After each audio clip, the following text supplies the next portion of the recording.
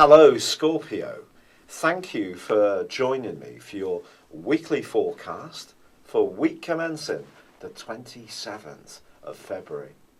This week begins with the potency of the solar eclipse still very much to the fore. This is going to be gorgeous for you in the next 6 months if you embrace its potential.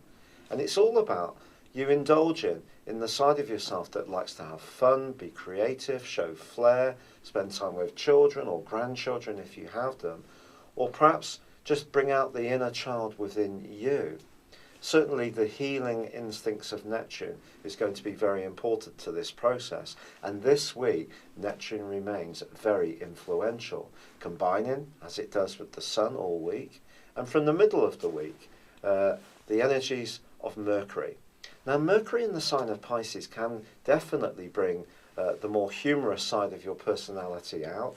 When it was making its way through the sign of Aquarius, you may have felt a little more inward.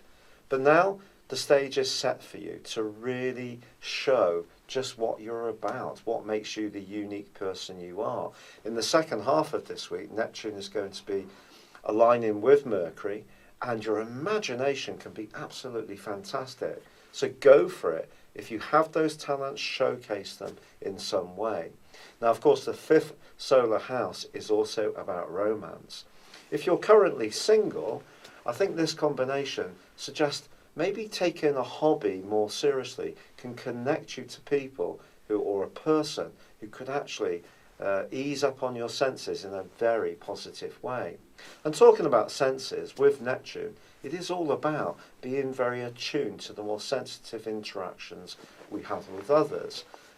So it's not just about what people are going to be saying to us, it's what their body language is going to be saying too that's going to be so crucial.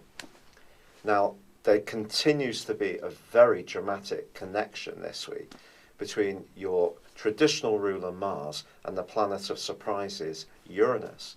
If you remember, in the previous 10 days, your other co-ruler of Pluto was clashing with Mars, and that may have created a certain amount of nervous tension and a sense of restlessness as well, especially where you may have encountered someone who seemed to really grind on your senses.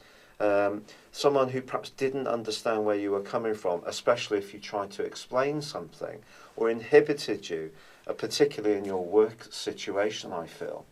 Now, as this week begins, fortunately, Pluto is no longer in the square with Mars, which is something to truly celebrate. But Mars does stay alongside Uranus, and I feel if you are unsettled where you work, or you don't feel fulfilled, you don't feel that even working hard and earning the money is enough, you're wanting for something more than that, this continues to be a potentially very enriching time. Of course, these two are still in opposition to Jupiter, the planet of growth, which is asking you to move into the deeper part of your personality and check out whether that fulfillment is happening at a spiritual as well as practical level. Now, these planets are going to be connecting with each other very potently all this week. So don't be surprised if you are looking at other opportunities or you're wanting to reform your life in other ways, perhaps through an improvement in your health routines or the type of things you eat or drink. You become much more mindful, to be honest, of the nutrients that you're ingesting in your body, and new ways of looking at things can definitely be to the fore. Now, as the week draws to a close, Venus, the planet of love and attraction, does start to retrace her steps, and in this particular part of your scope, through to the early part of April. I think when it comes to co-workers, however much you might feel more outspoken and want to say how you feel, a little bit of diplomacy can still help you a great deal. The retrograde doesn't mean to say that relationships per se are not going to go well. I think it's calling upon us all just to think more deeply about what relationships mean to us and what we want for them. Because Venus is in the sign of Aries in detriment.